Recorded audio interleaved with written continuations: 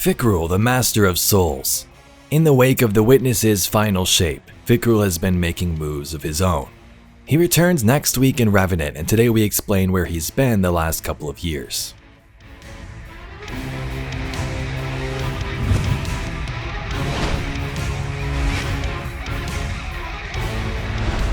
So today we're going to recap where Fikrul has been as of late and his goals back in Season of the Wish. But first, for those who don't know, let's recap who Fikrul is and how he came to be. Fikrul was an Archon. Then Fikrul took a fall, beaten, docked, and banished for heresies against the Lixni faith. He should have died alone and starved of precious ether. He did not. Instead, he found kin in the form of 7 scorned. With them, he found purpose and power. As their legend grew, he found believers and knew truth. His banishment was not penance, it was reward for his convictions, for his courage. Fikrul the crazed fanatic. Fikrul the heretic Archon who spoke against the very faith he once held dear. Scorned and forgotten, but only for so long. Fikrul was a dreg. Before his banishment, before his clarity of purpose, Fikrul was a celebrated leader of fallen faith and a savior to those who embraced his teaching. Archons had long been elevated in fallen society, but their stature grew and their role shifted following the whirlwind. As desperation took hold and the last of the fallen raced across the stars in search of salvation, their dependence on machines evolved into a deep-rooted need. Their weapons to fight, their ships to fly, their servitors to survive. That need became worship. That worship became faith. And the Archons, those who oversaw the care and consecration of the servitors, were looked upon to provide hope through their words, teachings, and interpretations of the machine's wants, needs, and desires. But Fikrul saw another path, one that would later be mimicked and twisted by the techno-deviant splicers in the Plaguelands of Earth, while he and his explored their own darker interpretations of faith. Fikrul is a fanatic, scorned and abandoned. Fikrul is all who strive to regain strength of self and purpose. He is a survivor. He is the outcast priest of the broken plains, and his sermon is death and all the glory that follows. In Fikrul's eyes, and those of the outcast who rallied to his philosophies, machines were not superior. They were not gods, they were tools, instruments to be mastered and controlled and manipulated in service of Lixni pride. None should grovel for ether, none should have their honor bound to the whims of manufactured deities. But the evolution of Fikrul's faith did not end there. If the machines, the very things that had regulated the whole of their existence, were tools, why not life itself? Why not death? There are many tales of the time between Fikrul's fall and his rise again as a spiritual leader of the Scorned Barons. His struggle to find strength as a battered dreg. His journeys across the system to challenge his faith. His joining with other outcasts who were scorned, and his eventual union with his father. The only thing that matters, however, when confronting the dangers of Fikrul is this: he is a creature of faith. His faith is the antithesis of all who stand in the light. That faith has raised an army. That army will baptize all who challenge its purpose in an unending sea of death. They will never stop. They will never give in, because they know they are right, and everything you stand for is wrong. Sometime around the Taken King, Fikrul played a part in the downfall of the House of Wolves. These scorned barons, as mentioned, would band together a group of dregs. This was in a time of weakness, and they would become strong to prey on anyone and anything that practiced the old Lixni ways. After destroying many Lixni and causing chaos, they were corralled by Cade and Petra, and during that battle, Fikrul was hit by Cade's golden gun 3 times. He was thought to be deceased, so they just left him there. The other barons were contained and taken to the Prison of Elders.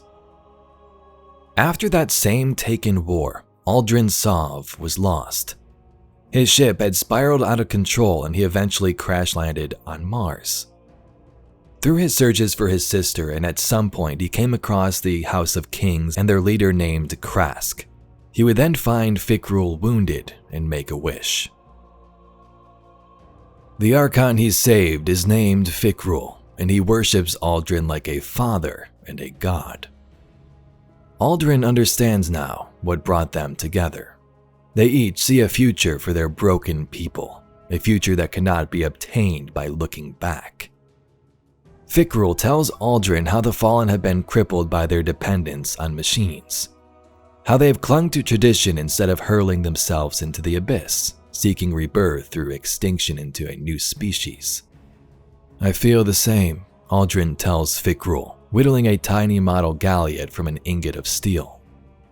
We say we exist on the thin line between light and dark, Fikrul, but my people have always been easily led astray. What future do you see for Awoken? Fikrul asks him. What future? After he finds and saves Mara. He realizes that he doesn't care. He spent so many centuries stalking the perimeter of Awoken society, fighting off challengers, spying, sneaking, doing Mara's dirty work. Nothing has value except in its relation to Mara's plots, not even himself. They can die for all I care. Didn't he want to save his people? No. Mara was willing to destroy them for her purposes. The Awoken have no value at all except in service of her design. If some part of them survives, it will be the worthy part. Does he wish for Awoken extinction? Is that what he truly wishes? We have work to do, he tells Fikrul. The House of Kings has become, inconvenient to my plans. I wish to, he wags his knife, divest. Fikrul looks up sharply from his own knives. Dark ether seethes like a mist around his face. Is it time? We show them the future now. From Aldrin's wish, the first Scorn were born. Elixni and ether merged with darkness from the Awoken Prince. Fikrul saw Aldrin as his father, and together they would begin their crusade across the reef. First thing on their list was to kill the Kell of Kings Krask, then turn his entire house into a personal Scorn army. Kate and Petra threw them in the Prison of Elders too, but later soon the outbreak would occur in Forsaken when Varix opened the gates, and the Scorn Barons would reign once again among the asteroids of the Tangled Shore. Yes, I am humbled by your gracious acceptance. Mara Sov, my sister, your queen, may be gone. But she is with us now, and always. As for you, my friends, my barons, you embraced me when I was cast out. And for that, I gift to you the bounty of the Tangled Shore. Go, unleash upon the Fallen chaos. By your grace, Father.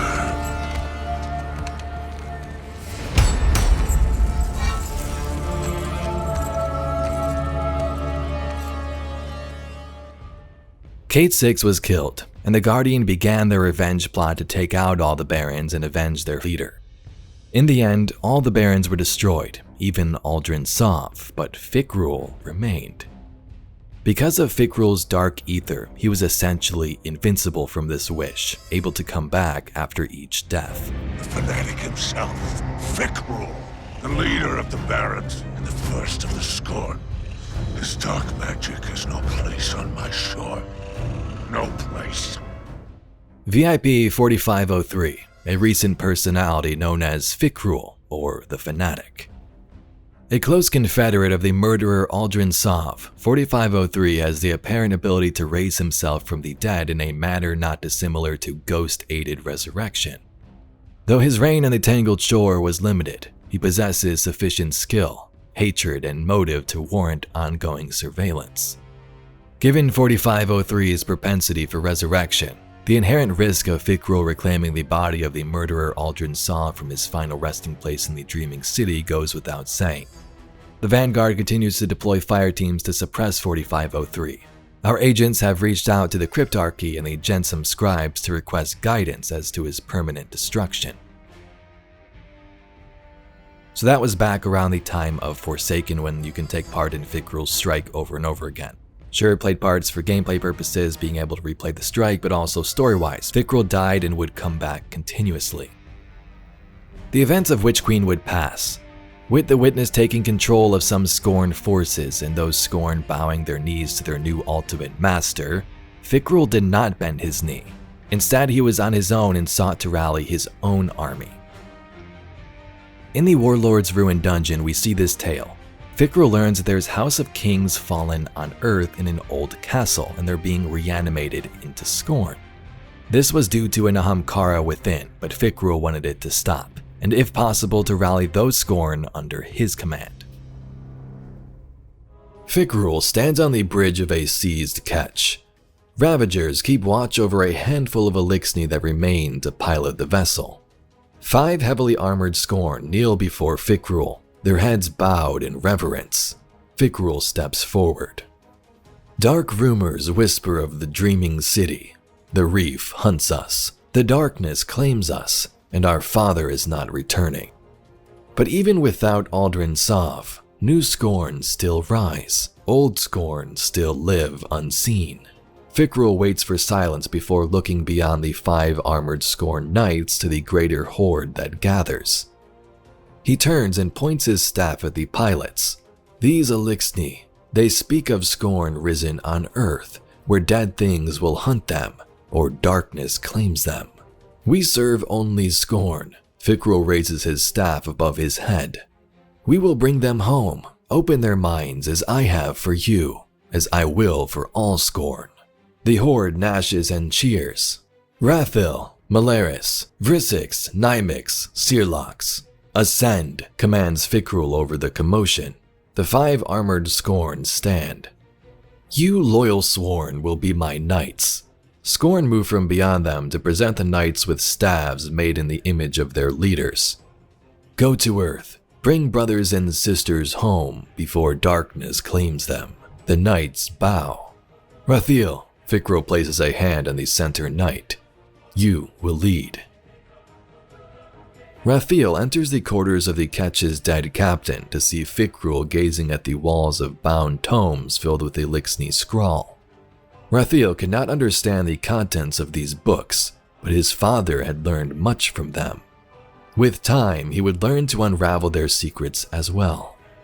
Father, you called me. We prepare to leave. Fikrul turns, a polished steel case in his lower arms. I have one last gift for you. Fikrul opens the case to display a clean-looking weapon, a sleek bolt caster. Rathil could still see its original design, twisted, broken, and refashioned into something stronger as he was. Claimed from kings by wolves, modified, scorned now, like us. I am honored, Rathil says, gently lifting the weapon from its case and bowing. Fikrul looks upon his son with pride. I send you to claim kings, as we once did as wolves. Carry our history with you. Claim it. Bring it home. Fikrul returns in Revenant leading a new dark army with the power of an echo, and he's known as the Master of Souls.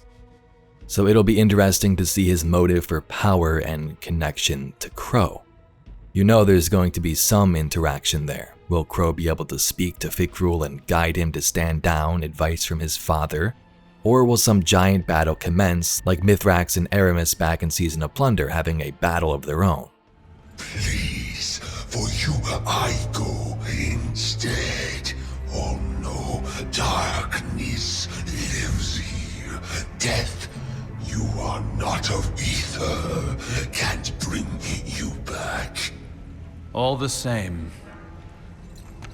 Yes, Father, we ever serve and await return. Go. Inspire. and avenge your murdered friends.